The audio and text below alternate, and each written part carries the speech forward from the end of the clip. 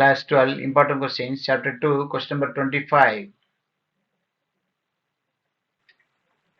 If z is equal to x plus iy is a complex number such that modulus of z minus 4i divided by 4z plus 4i equal to 1, show that the locus of z is a real axis, that is x axis. அப்படின்னு prove பண்ணணும்.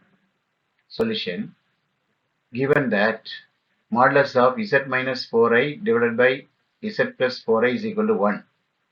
இதை cross multiply பண்ணிக்கலாம். Implies modulus of z minus 4i is equal to 1 into modulus of z plus 4i.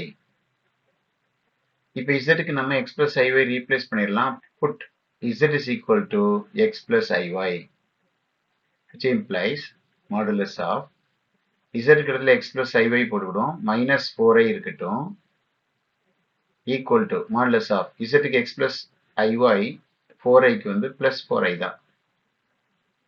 இப்போ arrange மட்டும் பண்ணிக்கணும், real பார்ட்டோட arrange பண்ணணும். Implies modulus of, இங்க நமக்கு x மட்டும்தான் ரியல் பார்ட், அப்போ x பிளஸ் இருக்கட்டும், அடுத்த ரெண்டு டேர்ம்லயும் i காமன் எடுத்துக்கிடுவோம், அப்போ இங்க y மைனஸ் 4 வரும். இங்க x மட்டும்தான் real part, x plus i போட்டுக்கிடலாம். இங்க இமேஜினரி பார்ட் வந்து y பிளஸ் 4.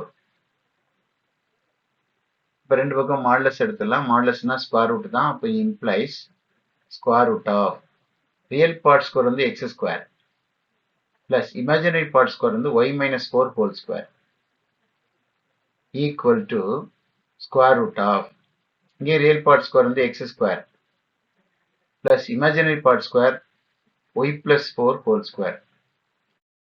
இப்போ ரெண்டு பக்கம் square root remove பண்ணோம்னா squaring on both sides we get implies x square plus y minus 4 whole square equal to x square plus y plus 4 whole square implies. இதை மட்டும் expand பண்ணிடுவோம். அப்போ x square அப்படி இருக்கட்டும், இதை a minus b whole square expand பண்ணா y square minus 2ab னா 2 into 4 into y minus 8y வரும், plus b square 16 வரும், equal to இங்க x square அப்படி இருக்கட்டும், y plus 4 whole square முதல்ல y square plus 2ab னா 2 into 4 8y வரும், plus 4 square 16 வரும்.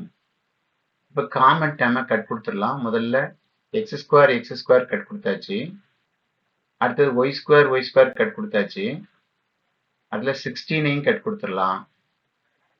இப்போ ரிமைனிங் டேர்ம் எழுதணும்னா இம்ப்ளைஸ் இங்கே ஒரு மைனஸ் 8y இருக்கு, இந்த 8y லெஃப்ட் சைடு வந்தால் மைனஸ் 8y. இப்போ எல்லாம் கொண்டு வந்தாச்சு, ஈக்குவல் 0 வந்துட்டு, இது ரெண்டையும் ஆட் பண்ணால் இம்ப்ளைஸ் மைனஸ் 16y ஈக்குவல் 0. இப்போ இதை 16ஆல் டிவைட் பண்ணிட்டீங்கன்னா implies y is equal to 0. y equal to 0ங்கிறது தான் real axis, that is x axis, which is the equation of x axis. Therefore, the locus of z is a real axis. That's all.